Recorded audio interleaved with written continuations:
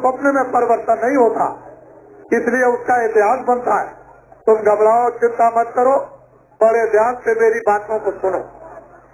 मैं तुम्हारे लिए ही आया हूँ और इसीलिए मैं घूम रहा हूँ, भटक रहा हूँ। मैं 4 तारीख को मथुरा से चला था इसी महीने में, और सड़कों पर उसी तरह की भीड़ है जो यहाँ मथुरा से लेकर के यहाँ तक इसी तरह की भीड़ सब जगह, कोई जगह खाली नहीं।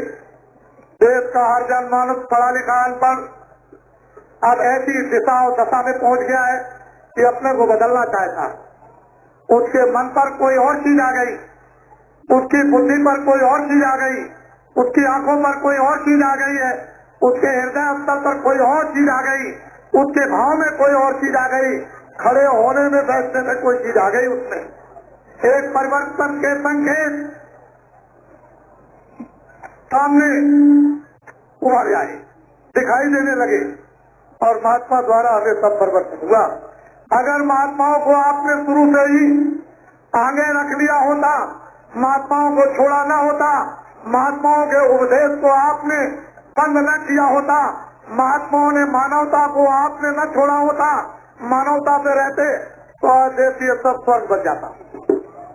लेकिन आप तो लालच में फंस गए, जरा जरा सी चीज के लालच में ईमान बेच दिया, पूरा पूरा अपना धर्म बेच दिया, पूरी पूरी अपनी सत्यता बेच दी, पूरा अपना देश बेच दिया। जब सब कुछ मनुष्यता का आपने बेच दिया तो आपके पास क्या रह गया?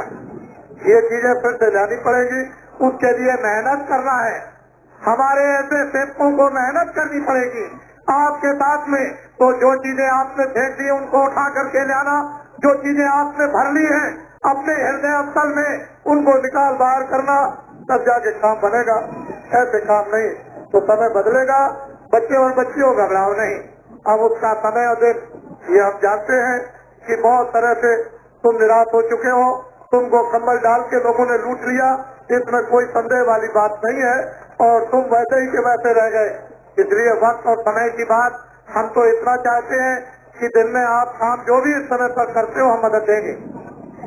खेती में काम करते हो, हमसे आप मदद ले सकते हो कि जिसकी खेती में 20 मन गल्ला होता है मुझसे 30 मन ले लो, मैं देने को तैयार हूँ।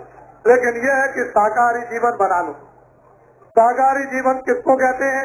जितने अनाज दिन में 100 बार खाओ, जितनी सब्जियां दिन में 100 बार खाओ, जितने फल है 100 बार खाओ, और जितना दूध है 100 गिलास पियो, और घी है तीनों खा जाओ। आप अच्छे से अच्छे कपड़े पहनो और अच्छे मकान में रहो, ये है शाकाहार। शराब मत पीना, शराब पी लोगे घर चौपट, घर बर्बाद, घर नष्ट हो जाएगा, समाज नष्ट हो जाएगा, मनुष्य नष्ट हो जाएगा, बच्चे नष्ट हो जाएंगे, स्त्री नष्ट हो जाएगी, अड़ोसी पड़ोसी नष्ट हो जाएंगे, सारा देश नष्ट हो जाएगा। ये सारा देश शराब के शराबोर में नरक बन जाएगा, और उस नरक में सब चिल्लाएंगे तो नकार खाने में कोई आवाज किसी की सुनने वाला नहीं। इसलिए शराब मत पीना। तुम ये अपना मन में प्रतिज्ञा करो कि हम अनाज खूब खाएंगे, हम सब्जी खूब खाएंगे, हम फल खाएंगे, अच्छे कपड़े पहनेंगे, अच्छे मकान में रहेंगे। हाँ, मुझसे मदद करो, मैं मदद करूंगा। मैं चाहे दूर रहूं जंगलों में, लेकिन फिर भी आपकी मदद करूंगा। सूरज तो इतना दूर रहता है, वो आपको रोशनी देता। भगवान तो सर्वव्यापी है, लेकिन वहाँ से बैठ करके सब कुछ देखता हो, तुम अंधे हो गए। जब तुम अंधे हो गए तो परमात्मा को देख नहीं सकते हो। आंख का पर्दा हटाओ, परमात्मा सामने। परमात्मा कहीं गया नहीं है, वो तुम्हारे सामने, लेकिन तुम्हारी आंख बंद हो गई। बाहर की आंख बंद हो जाए, तुम कोई चीज बाहर से नहीं देख सकते हो।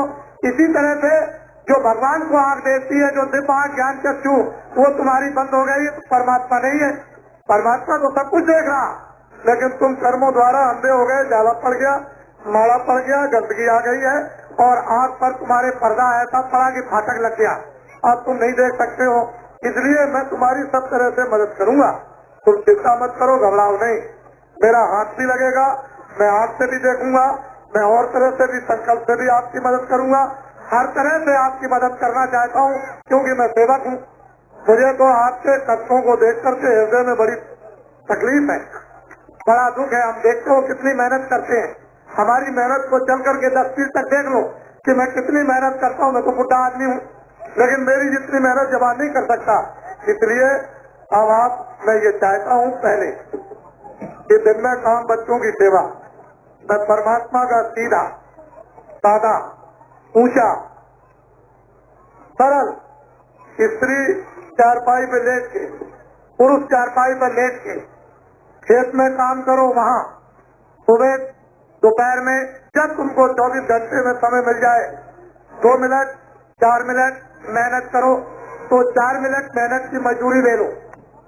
भगवान का मनुस्मृति मंदिर में ऐसा दरवाजा है भजन करने का कि जितनी मेहनत करो, 1 मिनट करो तो 1 मिनट की मजदूरी लो, 2 मिनट करो तो 2 मिनट की मजदूरी, 10 मिनट करो तो 10 मिनट की मजदूरी आपको तुरंत मिल जाएगी।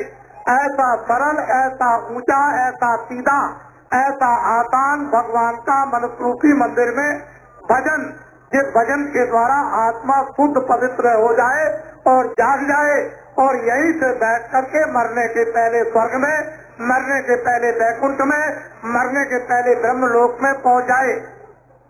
ऐसा सब मनुष्यों के पास दरवाजा है, लेकिन उसको सब भूल चुके हैं। जब तक वेदी नहीं मिलेगा, जानकार नहीं मिलेगा, तब तक मनुस्मृति मंदिर में भगवान के पास जाने का फाटक नहीं खुलेगा। वो फाटक हो गया बंद और वो मैं खोलने के लिए आपका फाटक आया हूँ। इसलिए मैं देना तो चाहता हूँ कि तुमको बहुत कुछ दे दूं, लेकिन तुमको लेना नहीं आता, और दे भी दूं तो रखना नहीं आता है। तो धीरे से पहले तो बर्तन बनाना पड़ेगा कि जो कुछ दिया जाए उसको ले लिया जाए, और जो ले लिया जाए उसको रख लिया जाए, और रखने के बाद उससे लाभ ले लिया जाए। तो ऐसा बर्तन जब बनाया जाता है, दूध रखोगे खराब बर्तन में फट जाएगा, कपड़ा गंदा पहनोगे तो बदबू आएगी, घर में झाड़ू नहीं लगाओगे तो बैठा नहीं जाएगा, जहाँ जानवर बसते हैं गोबर नहीं उठाओगे तो दरवाजे को लोग हसुन कहेंगे। ये तो तुमको सफाई करनी पड़ेगी। तो मन की, बुद्धि की, चित्त की, अंतःकरण की सफाई करनी होगी, और इसके लिए महात्मा को धोबी बनना पड़ेगा। वो धोबी को घृणा नहीं करनी है। तुम किसी भी जात पात के छोटे बड़े हो, उसको कोई घृणा किसी तरह की नहीं। उसकी दृष्टि में मनुष्य है। जब पैदा हुआ था तो कोई जात लेकर नहीं आया, न कोई भाषा लेकर आया। तुम्हारी ये बनावट भी, तुम बनावट में फंस गए। जब जाने लगो तो क्या जात लेकर जाओगे? जैसे आए वैसे चले जाओगे, न कुछ लेकर आए न कुछ लेकर जाओगे। तो मैं अभी परमात्मा का आपको अभी भेद सरल और सीधा बता देता हूँ 10 मिनट। जिसको मंत्र कहते हैं, जिसको दीक्षा कहते हैं, जिसको गुरुमंत्र कहते हैं, ये हमारे यहाँ नहीं कहा जाता। कलयुग में कहा जाता है नामदान। नामदान के बराबर दुनिया में कोई दान नहीं, न सोना है, न चांदी है, न हीरे। सारा संसार अगर दे दीजिए आप दान में, तो उसके बराबर कुछ भी दान नहीं।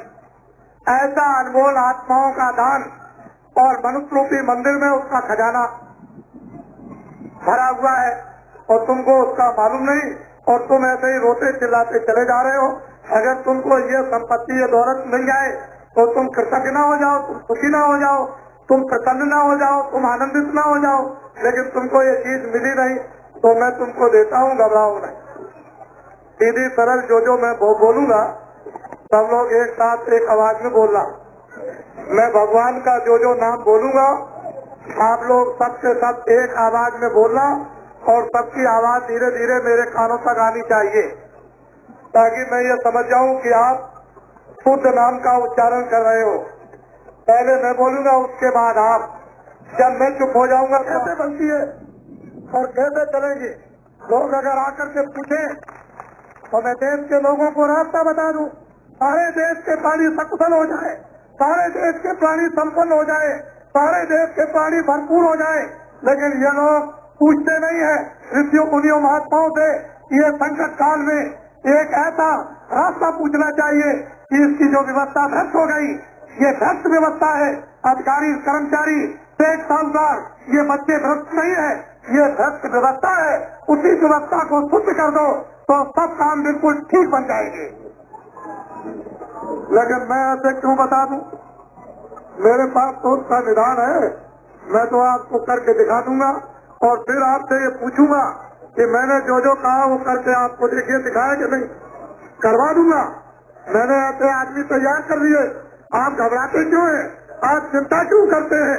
अगर राम ने बोरा पहन लिया, कृष्ण ने बोरा पहन लिया और मोहम्मद ने बोरा पहना और ईसा मसीह ने बोरा पहना तो करोड़ों ने बोरा पहन लिया। इनमें कुछ है? ऐसी बात नहीं है। आज के युग में बोरा पहनकर कोई चीज है? ये आपके लिए होगी। महात्मा सब आपके लिए तैयार करते हैं, वो ऐसा नहीं। ये भगवान की सृष्टि है, ये धर्म भूमि है, ये कर्म भूमि है। जब यहाँ कर्म बिगड़ेंगे और धर्म नष्ट हो जाएगा तो परमपिता परमात्मा किसी न किसी को भेजेगा। अब ये बताओ, हमने कुछ बुरा तो नहीं कहा? बोलो बच्चे, हमने कुछ बुरा तो नहीं कहा? तो ये बताओ, हमने किसी की बुराई तो नहीं की है? अरे जोर से बोलो, हमने सरकार की बुराई तो नहीं की है?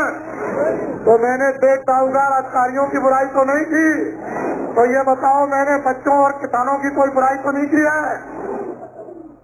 अब आप, मैं रात्रि को यही रहूंगा, आप इसी जगह खड़ा रहेगा, सुबह प्रस्थान करेगा। आप में से कोई समझदार व्यक्ति हो तो 10 मिनट तक मेरे साथ आगे चल करके कल देख ले। रास्ते की भीड़ों को मेरे साथ चल करके 10 मिनट तक वो देख लें कि रास्ते सड़कों पर जनता कैसे आती है, तो आपकी समझ में आ जाएगा कि सारे संसार का माहौल, सारे संसार इंसानों और मनुष्यों के भाव, मनुष्यों की कांक्षा और इच्छा, ये सारे देश में फैले। हम तो स्वयं मेहनत करते हैं, हम किसी पर आधारित नहीं है। हम अपनी मेहनत पर विश्वास रखते हैं और अपने भगवान पर। इसीलिए हम आपसे कहते हैं कि आप हमारी बात को मान लो। अगर मान लिया आपने तो एक ऐसे युग में परिवर्तित हो जाओगे, ऐसे युग में प्रवेश हो जाओगे कि आपने कभी ऐसी कल्पना स्वप्न में भी नहीं की थी। और नहीं तो वो कष्ट आएगा, वो तकलीफ आएगी कि सारी दुनिया के लोग ऐसे खड़े होकर के रोएंगे, लेकिन मैं तो समय पर भी आपकी मदद करूंगा। मैं तो आपको अपना समझता हूँ। मैंने ये सब समझा है कि आप मेरे नहीं हो, मुझे कोई रास्ते नहीं है बताने